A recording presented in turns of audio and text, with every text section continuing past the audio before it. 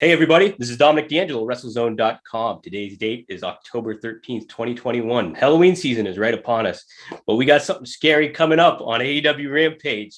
It's Ethan Page, Scorpio Sky, and Junior Dos Santos tagging up against the Inner Circle. Ethan is joining me today. Ethan, how you doing, brother? I'm great. I'm trying to figure out what part of that was scary. Well, the fact that go ahead. My pitch was that not only do you got YouTube coming into the mix, but the scary aspect is Junior Dos Santos with his MMA background could potentially knock a Chris Jericho or a Jake Hager out for the first time. Or just knock Sammy Guevara's head off his body. But, okay, I'm glad that that's what you were going to say, because I was like, what's scary? The fact that the Inner Circle thinks they're going to win? I think that's a little scarier. I could leave it up to the mind of interpretation. So it was, right. That works. Fair enough. Well. So, yeah, let's talk about that a little bit.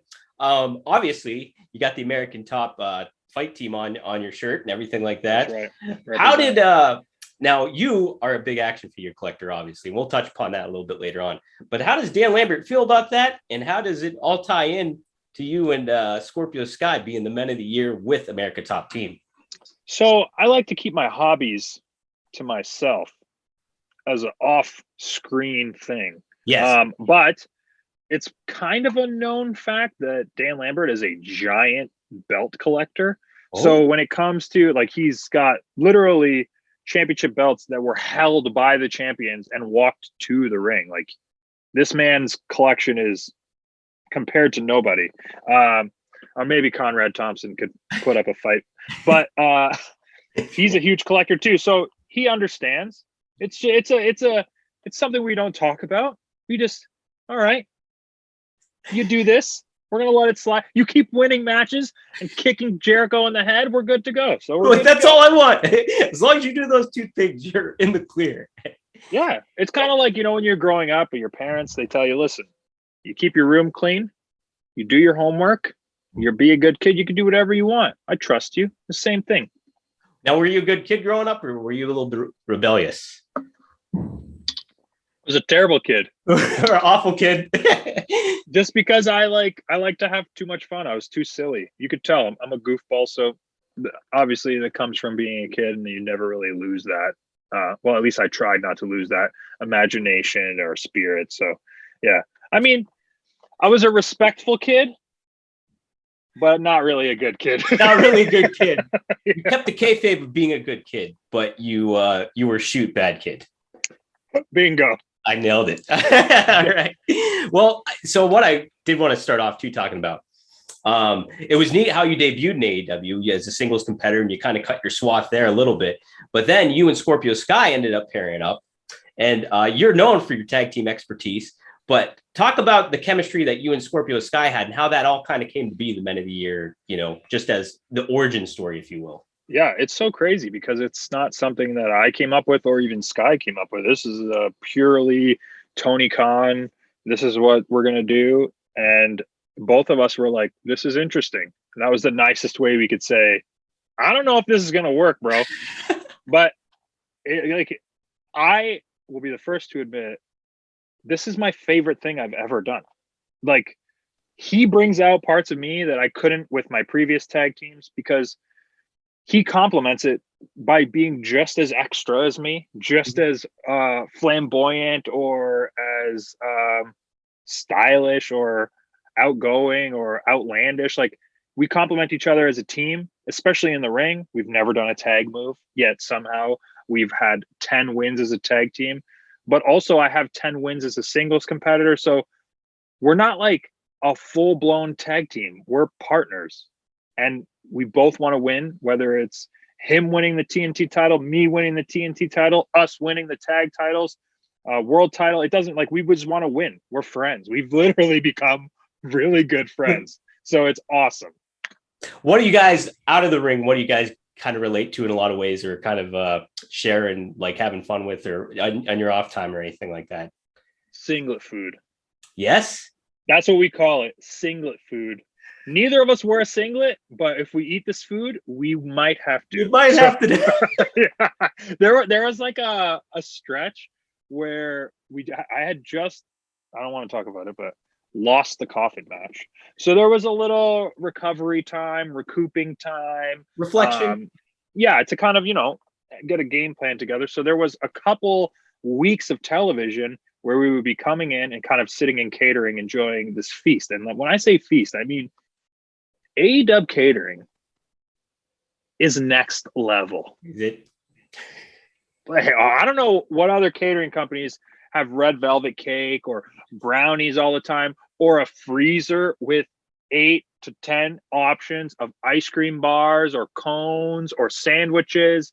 This is the best. Also, we had Baja Blast in the fridge. What? This is the greatest catering of all time. Now, I'm off for a couple weeks, so me and Scorpio would walk in, look at the board, and be like, "Oh, we're not wrestling today, okay?" And then we would turn to each other and go, "Singlet food," and we would just go to town, and it was amazing. Obviously, you can't do that forever because now we're in this huge match on Rampage this week. So no singlet food, but we can relate in our love for singlet food. That's right. Aspiration. It can be like what's White Goodman in Dodgeball with the pizza. Oh yeah, yeah. You can at least always like there's this story people tell me all the time because I'm obsessed with food. Like I'll literally just go smell it. But someone said once Ultimate Warrior would get a cookie, crumble it in his hands, put it in his face, smell it, and throw it in the garbage.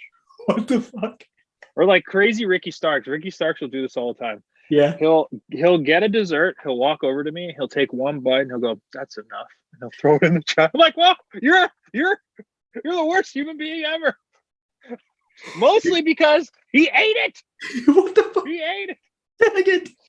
You got me. Yeah. That's like you could pull George Stands and pull the eclair out of the trash. I've had some dark days. I don't know if you've seen what I used to look like. I've had some trash donuts before. I've had some trash pizza before. Sad times. I'm definitely addicted to food and should see a specialist about it. But I think I'm pulling it off okay. I think you're doing pretty damn good. I mean, exactly. Yeah. I mean, like coming into AEW and stuff like that, and right before you left Impact too, you really shredded on up and kind of cut. That's right. Yeah, made it known. So got the tightest tits in the game, my man. That's right. And you know what? You're going up against Jericho too. I wanted to get a little bit. You guys are both Canadian and stuff like that. Sure. Talk about your history, like growing up watching him, and then actually competing against him this Friday night. I mean, it's crazy.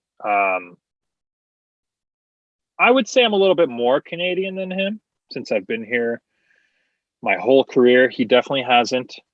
But I mean, I might move to America one day too, so maybe I shouldn't talk too much trash. But I will say he was one of the people that was like lighting wrestling on fire and representing Canada. And I don't know, just to share a ring with someone that's had the career he's had and kind of reinvented himself on so many occasions. It's inspiring to me because I'm in the same wavelength of trying to be creative. And you can look through my career and kind of, there's sections like, oh, this is when he was doing this. This is when he was doing this. This is when he was doing this. And I liken it to Chris Jericho too. So to have that long of a career and have different ways of presenting yourself and reinventing yourself. I mean, I'm happy to be a part of one iteration of Chris Jericho. Now, Chris Jericho made his comparison to that change is like David Bowie. If you had to go pop culture style, who would your changes be like to that? Oh, what a great question. Okay.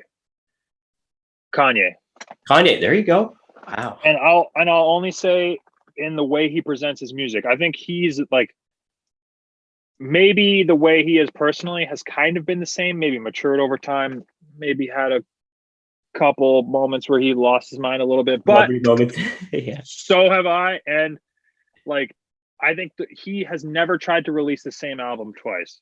Mm-hmm. And I never want to do this. Like, I don't want to be put in, oh, that's Ethan Page. Right. Cool. If this is what you think I am, it's time to change it up. Time to switch it up. Like, yeah. And if I'm getting bored of it, I need to enjoy it. Not so much to have the comfort of the fans to be like, oh, okay, I know what that is, so I'm used to it. I don't want that. Right. Like at all, yeah. Yeah, you definitely want to keep it fresh. That's the thing too, just staying relevant and everything like that. And pro wrestling, that's the name of the game of pro wrestling. Yeah, 100%. 100%. What else? Yeah, I also wanted to mention too, something you really got to do as well a little bit more in AEW is, and it got a lot of great feedback too, was your good ability at cutting promos, basically. Oh, yeah. Thank you. You're welcome. And like that, what you just mentioned, the toughest hits in the game, and just like the conviction as well as the passion that you had behind it. Talk about where you kind of get a lot of your inspiration from a promo background, but also like how do you think overall conveying yourself in that manner pays off for you in the long run too? I mean, it pays off because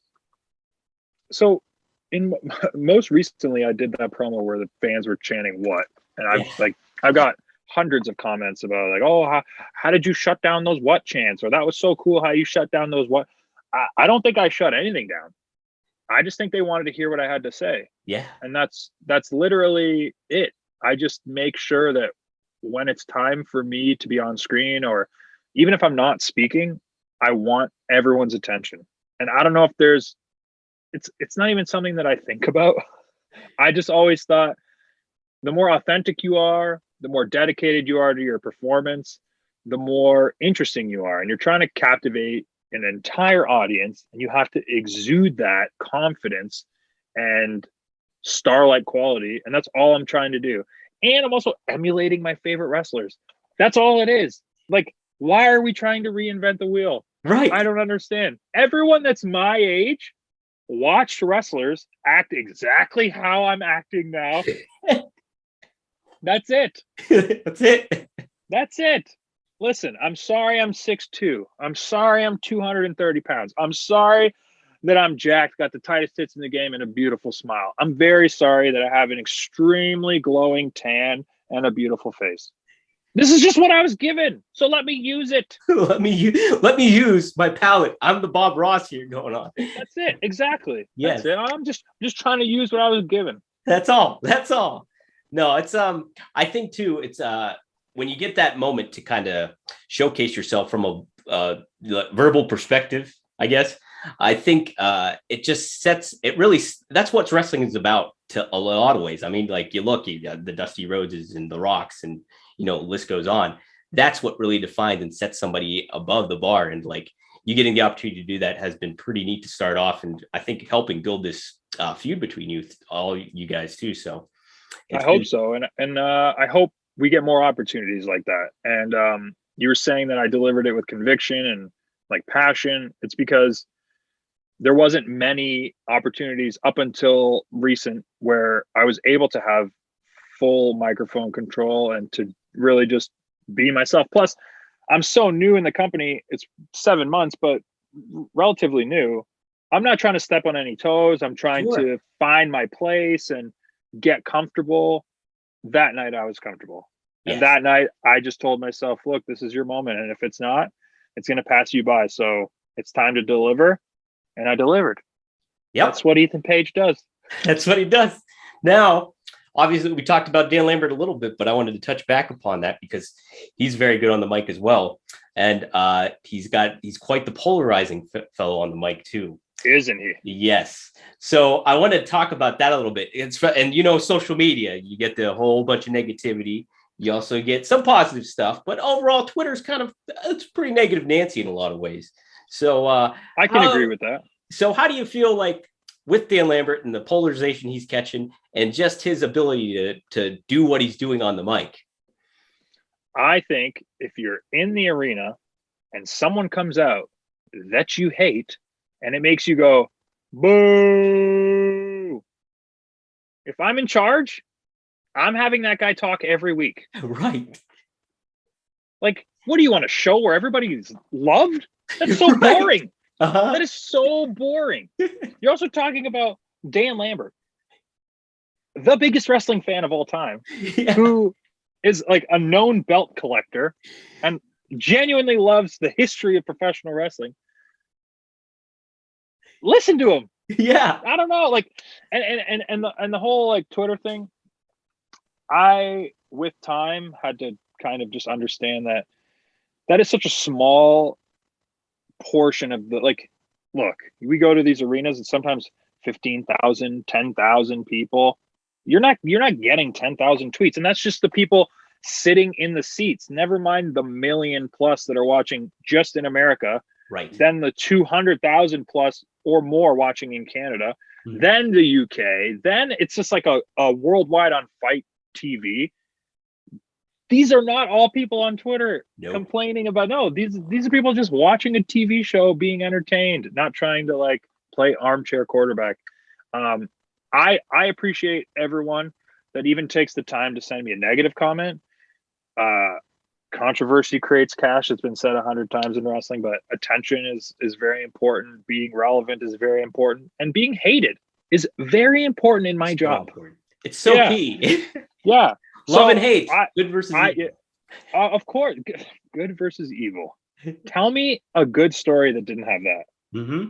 Right. You need it. You need conflict to create some kind of, I don't know, good story. I think I've heard somewhere where Twitter only makes up 20% of the actual population. I think it's even probably less than that. Because it's I have read that stat too. So it's like, so 80% of the population isn't even logged on. Yeah. And you got to think too, how many of those people are just like putting shit on just to say stuff? You know what I mean? Where it's just like, all right. A lot. And a lot of wrestlers have conditioned the fans to believe that if they send something negative, they're more inclined to get a response. Yes. Mostly because the wrestlers are very self-conscious and get butthurt and want to reply because their feelings got hurt. Right. I think social media has killed professional wrestling, like star power. Because, dude, Brock Lesnar don't have a Twitter. No, Brock Lesnar doesn't. Mm-mm. People don't even know how to get his autograph. Right. He lives out in Saskatchewan. Right. Yeah. Doesn't that interest you? Aren't you like, oh, who is this guy? The mystery. It's incredible. And I think wrestlers should be pulling back. I know it's so tough though, because there's like instant gratification. Oh, I put a tweet up, boom, like it makes you feel good. Mm-hmm. I'm human. Yeah. I can admit that. If one of my vlogs does good numbers, I'm patting myself on the back. If a tweet makes people laugh, I'm patting myself on the back.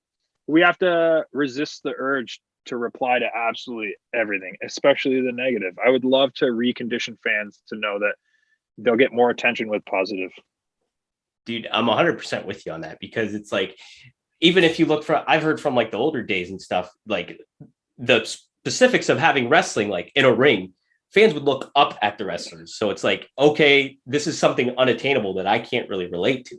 So if you go from a social media perspective, hey, I can send a tweet, they can respond right away. Or right away, you know, everything like that, or they can express all their feelings and what they're doing out of the ring or blah, blah, blah, you know, where it's just like, you want that air of mystery left to you. And, you know, that bit of a separation, maybe some relatability, but you don't want the whole hog going, you know? Yeah. And like, I'm trying to find a very fine balance with that, especially with my vlogs and the backstage stuff. And I try and serve so many masters in a sense of like, I still work for this company that we still need to have a certain veil of secrecy. Mm-hmm. Then I also have to serve the fans that want to know a little bit more than what's on television.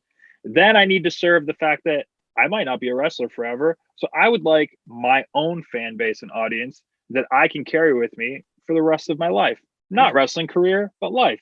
Yeah. So I'm trying to hit all these marks, and it's a lot. This is a much more intricate dance than it was 20 years ago. Oh my God. I couldn't even fathom, like, you know, growing up as a kid and like seeing what, like some of my favorites, like a Scott Hall or like, you name it, Kevin Nash or anybody at that time. Could you imagine?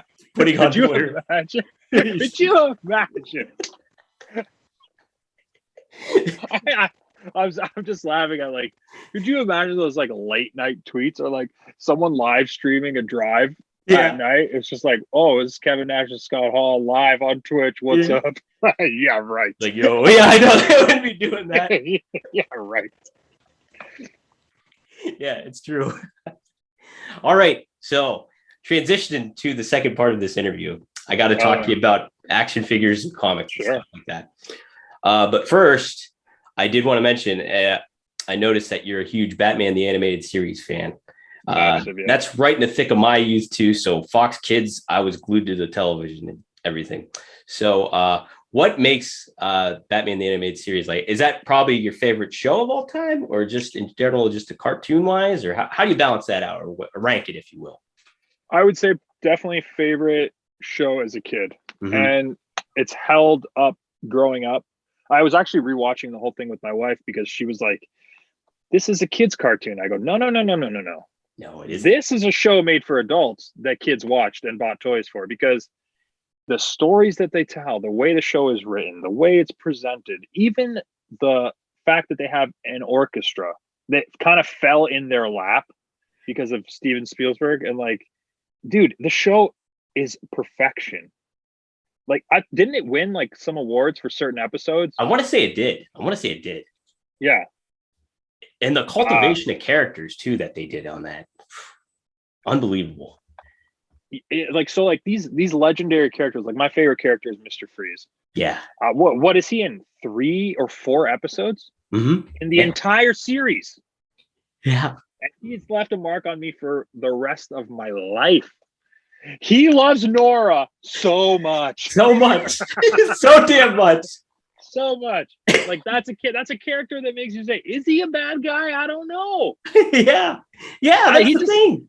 That's why I love Batman. It's because it seems to me it's a more realistic take on villains. Well, obviously with like a bit of a supernatural twist, like the guy freezes people with a gun or whatever. I'm sure it's possible, but yeah.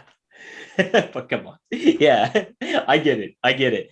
No, yeah. I mean, that show now my big one was X-Men. I love the X-Men and stuff like that. So like, oh, so you like this wall back here? Oh, yes, I do. And that's why I wanted to show you this too.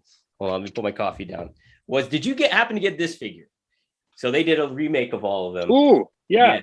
The Target exclusive, I think this one was. But so I got the first one. You got what was the first one? So it was released in just the regular Marvel Legends style packaging. Uh-huh. So I have that one. And I think the paint is a little different. So that the chest is a little darker purple. It's a little darker blue. Yeah. So, yeah, when I saw that, I was like, I got to scoop that up because Gambit was my number one. And then I just remember being like kid 92 and like searching high and low for all those kind of figures and stuff like that. So when you were a kid, Gambit was like the coolest. He was the Outsiders. He was. Of X-Men. Yes, he was. Is he not? He is. Totally is. Yeah. So who was your favorite X-Men growing up? Oh man, I mean Wolverine. And then when I found out he was Canadian, I was like, oh, this is even better. Yeah. Loved Gambit. A big Nightcrawler guy. Loved Beast. I always thought Cyclops was a douchebag.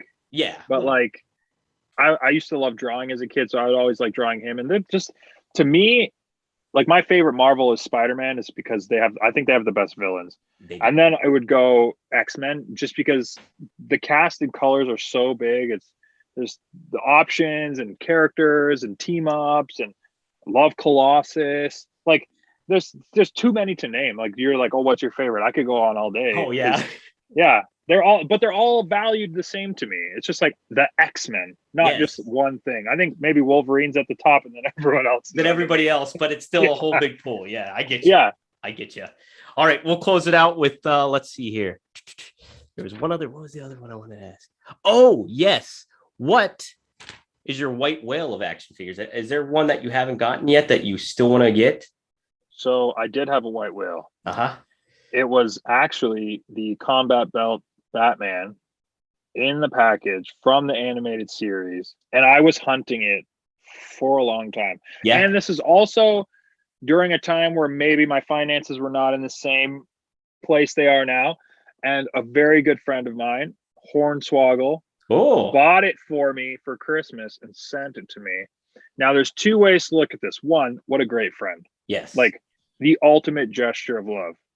Two, what an asshole. He took away the hunt. Yeah, that's right. The thrill of the chase. Now I don't have my grail anymore. What's my grail? I don't know. I'm a lost collector now, okay? I just buy things that I don't even want. So I really wanted that. Now it's literally on my wall. I have pretty much the entire line from when I was a kid carded, hanging up. That's my favorite one. It means a lot to me that he got it for me, knowing the value of it, and the fact that I owned it as a kid, and now I have it in the box. So. Oh, that's great. I know. Isn't that nice to see? Like, you get those immediate nostalgic flashbacks. I sometimes have some of my original figures that like opened up and like wrestling figures, whatever it is. But then when you get them in the package, it's kind of neat to have that. The art. It's just the art. It just reminds you of you seeing it at the store and being told no. Oh and my it's God. like, well, no one's going to tell me no now. Now it's yes. Now it's yes. Yeah, exactly. Here's one more thing to think about too with Hornswoggle. And this is negative because he could kind of go from there. He bought you your cherished possession. Now, what is his expectations for you to do to him? None. That's how good of a friend he is. Wow. So there you go. You got it covered. Yeah. I try to instigate and look what happens. Yeah, no. Too good of friends. Too good of a friend to do that. All right, Ethan, anything else you want to plug while we're here? Yeah, heck yeah. When does this come out? This will come out Friday. Morning? Probably early afternoon. Yeah, morning, early afternoon around that point. Perfect, because tonight on TNT is Rampage. We're going head to head with SmackDown, and you better put on TNT. And my boss, who's awesome, but also pissing me off because I'm not in the show intro or have an action figure or ever on the posters. Still an awesome boss, though. He's putting on a free buy-in for everyone to see that has Bryan Danielson versus Suzuki. You can watch that right before Rampage, where me, Scorpio Sky, and Junior Dos Santos are taking on the Inner Circle in a 6-man tag. Damn.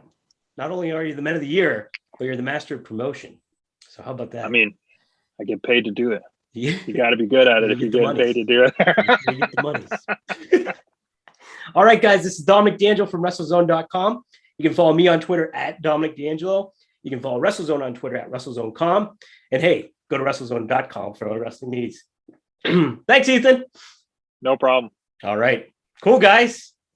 So, thank you. We'll get it up early afternoon for you, probably around that time. Just got to send it to the editor and all that stuff. So, sweet. Yeah, sweet. Thanks for taking the time, man. It's awesome. Oh, no problem, Dominic. I appreciate the time.